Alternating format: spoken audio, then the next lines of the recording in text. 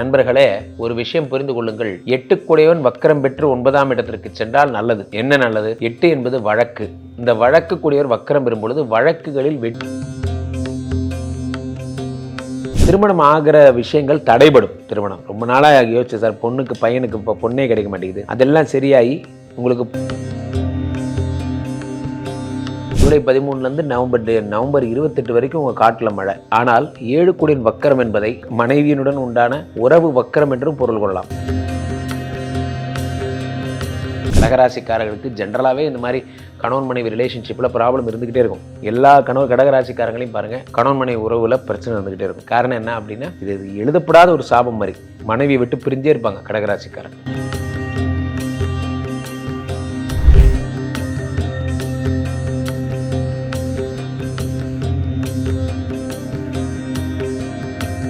உலகெங்கிலும் இருக்கும் real one ஆன்மீகம் நேயர்கள் அனைவருக்கும் வணக்கம். நான் உங்கள் ராம்ஜி. கடகராசிக்காரர்களுக்கெல்லாம் இந்த சனி வக்கரம் என்ன பலன்களை தரப்போகிறது? கடகராசிக்காரர்களுக்கெல்லாம் ஐயா, நீங்க கடகராசிக்கு மட்டும் எதுவுமே சொல்லாதீங்க சாமி. கடகராசிக்காரர்களுக்கு இன்னும் என் மேல் பெருத்த பயம் என்னவென்றால், கடகராசிக்காரர்களுக்கு நம்ம இன்னும் அதே சனியை வச்சே நான் உங்களை துன்புறுத்துவேன்னு உங்களுக்கு ஒரு நினப்பு. உண்மையை சொல்லப்போனால் நண்பர்களே, கடகராசிக்காரர்களை நான் கடந்து வந்துட்டேன். கடகராசி உங்களுக்கு ஒரு காலத்தில் போன வருஷத்தில் அஷ்டம சனி இருந்தபோது 10லே குரு இருந்தார். அப்போ சொன்னோம், அதில் ஒரு லாஜிக் இருந்தது, நியாயம் இருக்குது. இப்போ தான் நீங்கள் நல்லா இருக்கீங்களே. அஷ்டம சனி முடிஞ்சு போச்சு. முடிஞ்சு போன அஷ்டம சனி இப்போ என்ன பண்ணுறாருன்னா, உங்களுக்கு 9ஆம் இடத்திலே வக்கரம் பெறுகிறார். 9ஆம் இடத்திலே வக்கரம் பெறும் இந்த அஷ்டம சனி, இந்த சனி பகவான் உங்களுக்கு என்ன பலன்களை தருவார் என்று பார்க்கிறோம். 9ஆம் இடத்திலே சனி வக்கரம் பெற்று விட்டார். அவர் 7-8 குடையவர். 7-8 குடையவர் வக்கரம் பெறும் பொழுது என்ன நடக்கும்? நண்பர்களே, ஒரு விஷயம் புரிந்து கொள்ளுங்கள். 8 குடையவன் வக்கரம் பெற்று 9ஆம் இடத்திற்கு சென்றால் நல்லது. என்ன நல்லது? 8 என்பது வழக்கு. இந்த வழக்கு கூடியவர் வக்கரம் பெறும் பொழுது வழக்குகளில் வெற்றி போன்றவை கிடைக்கிறது. வழக்குகளில் வெற்றி. ஏதேனும் வழக்கு நீங்கள் உங்கள் மேலே கேஸ் போட்டிருக்காங்க, ஏதோ ஒரு சொல்லுவாங்கல்ல, ஏதாவது ஒரு வழக்குன்னா அது உருப்படியாக போடுங்க. இந்த லொடுக்கு பாண்டி சொன்ன மாதிரி தான், ஏதாவது ஒரு வழக்குன்னா உருப்படியாக போடுங்க. வண்ணாந்துறையில் உள்பாவனை காணும், இந்த மாதிரியான லொடுக்கு கேஸெல்லாம் என் மேலே போடாதீங்க அப்படிமா. அந்த மாதிரி சில பேருக்கு கடகராசிக்காரர்களுக்கு இந்த மாதிரியான லொடுக்கு கேஸாக வரும். அந்த கேஸ் பார்த்தீங்கன்னா ஒரு 10 பைசாவுக்கு பிரயோஜனம் இருக்காது அந்த கேஸ்னால. ஆனால் வர்றது பூரா இந்த மாதிரி கேஸாகவே வரும். ஏன்டா எனக்குன்னே வரீங்க, அந்த மாதிரி தான் நடக்கும். ஸோ அப்போது இந்த கடகராசிக்காரர்களுக்கு இந்த கேஸ் எல்லாம் இருந்துன்னா அதில் வெற்றி கிடைக்கும். ரொம்ப நாளாக அவங்க மேலே ஒரு தண்டத்துக்கு ஒரு கேஸ் போட்டிருந்தாங்க, அந்த கேஸ்லேருந்து உங்களுக்கு விடுதலை, அவங்க வாபஸ் வாங்கிடுவாங்க. அது போல் விஷயங்கள்லாம் இந்த சொல்லுவாங்கள்ல, வடிவேலூர் படத்தில் எலி படத்தில் சொல்கிற மாதிரி, எப்போ பார்த்தாலும் ஃப்ளைட்டு மேலே போகுது சார். சார், இந்த வழக்குன்னு எடுத்துக்கிட்டாலே எனக்கு உங்கள் ஞாபகம் தான் வரும். எங்கள் ஒரு சமீபத்தில் ஒரு ஜோக்கு படித்தேன், அதில் என்ன போட்டிருந்தான், சார் என் பக்கத்து வீட்டுக்காரன் பொண்டாட்டி காணா போயிடுச்சு சார். ஒருத்தர் சொல்கிறார், என் பக்கத்து வீட்டுக்காரன் பொண்டாட்டி காணா போயிடுச்சு சார். சரி, ஓகே, அதுக்கு என்ன இப்போ? அதுக்கு நீயே கம்ப்ளைண்ட் பண்ணுற சார்? அந்த அம்மா காணா போய் 1 மாதம் ஆகுது சார், அவன் போலீஸில் கூட கம்ப்ளைண்ட் பண்ண மாட்டேங்கிறான் சார், ஜாலியாக சுற்றிட்டு இருக்கான் சார் என்று சொன்னாராம். அந்த மாதிரி சில பேருக்கு கடகராசிக்காரர்களுக்கு வழக்கு அப்படிங்கிறது ஒரு என்ன சொல்கிறது, சில பேர் அந்த வழக்குங்கிறதையே ஒரு காமெடி ஆக்கி விட்ருவாங்க. அப்போது இந்த 8 குடைவன் வக்கரம் பெறும் பொழுது வழக்குகளில் வெற்றி கிடைக்கிறது. அது 9 குடைவனாகவும் இருப்பது. 7-8 குடைவனாக இருக்கிறார். அவர் வக்கரம் பெற்று 9ஆம் இடத்தில் இருக்கும் பொழுது என்ன நடக்கும்? 9ஆம் இடம் என்பது பாக்கியஸ்தானம், அதிர்ஷ்டம். 7ஆம் இடத்துக்கு அதிபதி என்பதை நாங்கள் எப்படி பொருள் கொள்ளலாம் என்றால், 7 குடையவன் ஒரு விவாகஸ்தானாதிபதி, விவாகஸ்தானம், விவாகத்துக்கு அதிபதி. இப்போ இந்த 7 குடையவன் திருமண யோகத்திற்கு அதிபதி என்பதால் அவர் வக்கரம் பெறும் பொழுது என்ன பலன்கள் ஏற்படும் என்றால், திருமணத்துக்கு அதிபதி வக்கரம் பெறும் பொழுது என்ன பலன்கள் ஏற்படும்? திருமணம் ஆகிற விஷயங்கள் தடைபடும். திருமணம் ரொம்ப நாளாக யோசிச்சு சார், பொண்ணுக்கு பையனுக்கு இப்போ பொண்ணே கிடைக்க மாட்டேங்குது, அதெல்லாம் சரியாகி உங்களுக்கு பொண்ணு கிடைக்கிறதுக்கான வழிகள் என்பவை ஏற்படும். 2வது விஷயம் என்ன அப்படின்னா, 7 குடையன் வக்கரம் பெறும் பொழுது வெளிநாட்டுக்கு போகிறவங்க பணம் கட்டுறாங்க.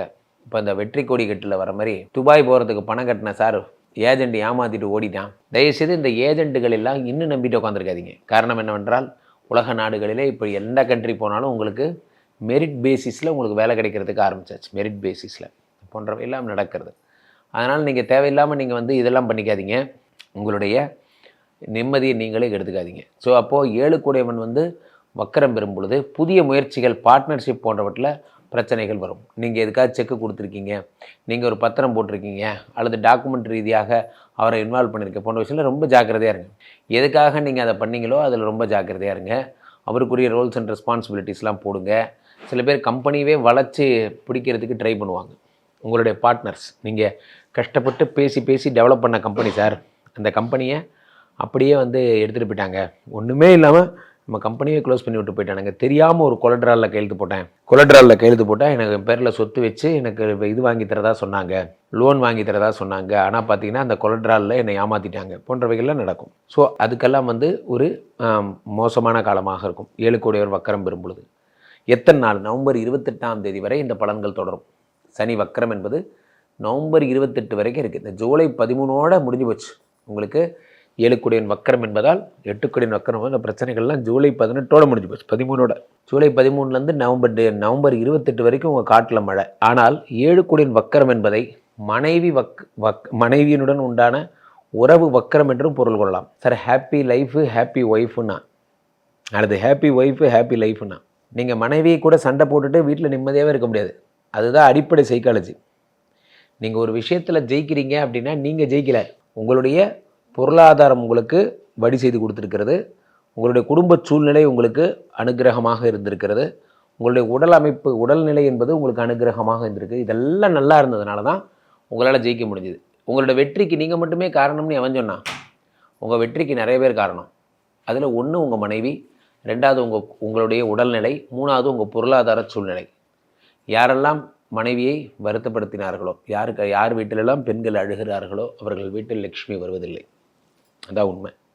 யாரெல்லாம் மனைவியை ஜில்லுன்னு வச்சுக்கிறீங்களோ அவங்க வீட்டில் எந்த ப்ராப்ளமும் வராது.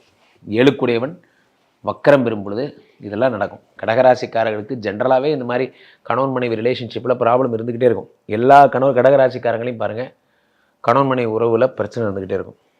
காரணம் என்ன அப்படின்னா, இது எழுதப்படாத ஒரு சாபம் மாதிரி. மனைவியை விட்டு பிரிஞ்சே இருப்பாங்க கடகராசிக்காரர்கள். அல்லது மனைவி கூட ஏதாவது ஒரு சண்டை போட்டுகிட்டே இருப்பாங்க, அல்லது மனைவி இவங்களோட சண்டை போட்டுகிட்டே இருப்பாங்க. இவங்களை புரிஞ்சிக்கவே மாட்டாங்க. இவங்க ரொம்ப சென்சிட்டிவாக இருப்பாங்க கடகராசிக்காரர்கள். இவங்களுடைய சென்சிட்டிவிட்டியை அவங்க புரிஞ்சுக்க மாட்டாங்க. 2 பேர் கூட வாழ்கிறது கஷ்டம். கடகராசிக்காரர்களோட வாழ்கிறது கஷ்டம், சிம்மராசிக்காரர்களோட வாழ்கிறது கஷ்டம். ஸோ இவர்கள் கடக லக்னமும் அப்படி தான், சிம்ம லக்னமும் அப்படி தான். கடக லக்னம்னாலும் உங்களுக்கு வந்து என்ன ஆகும், உங்களுக்கு வந்து அல்டிமேட் சென்சிட்டிவ். சிம்ம லக்னம்னா அல்டிமேட் டாமினேஷன். இவங்க 2 பேருக்கும் ப்ராப்ளம். இவங்க 2 பேருமே குடும்ப லைஃபுக்கு ஒத்து வராது. ஸோ கடக ராசிக்கு வந்து 7 குடையவன் வக்கரம் பெறும் பொழுது உங்களோட ஓவர் சென்சிட்டிவ்னஸ்னால என்ன ஆகுதுன்னா இதாகிடும். ஃபோனை யார் நான் கட் பண்ணுறதா, நீ கட் பண்ணுறியா? ஃபோனை நீ கட் பண்ணிட்டல, அப்போ நான் வந்து என் மேலே பிரியமே இல்லைல்ல. ஒன்றுமே இல்லாத ஒரு விஷயத்தெல்லாம் பெருசு பண்ணி சென்சிட்டிவ் தாட்ஸ். இவங்களோட திங்கிங்ஸ் எல்லாமே சென்சிட்டிவ் தாட்ஸ். நீ இப்போ உடஞ்சி போச்சே, அது எப்போ வாங்கினது தெரியுமா? நம்ம கல்யாணத்துக்கு அவர் கொடுத்த கிஃப்ட்டு.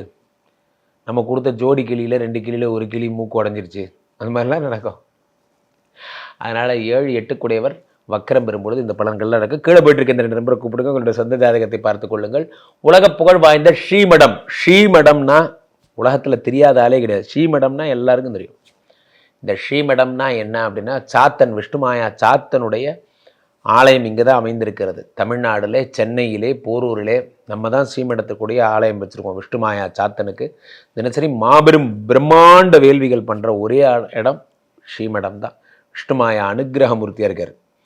கேரளாலாம் இனி போவே வேண்டாம், நேராக தமிழ்நாடு வந்துருக்கு. இங்கே வாங்க, விஷ்ணுமாயா வந்து பாருங்கள், எல்லா பலன்களையும் பெறுங்க. சீக்கிரமே ஒரு நல்ல நாளில் சந்திப்போம். மீண்டும் ஒரு நல்ல பதிவில் சந்திக்கிறேன். நன்றி, வணக்கம்.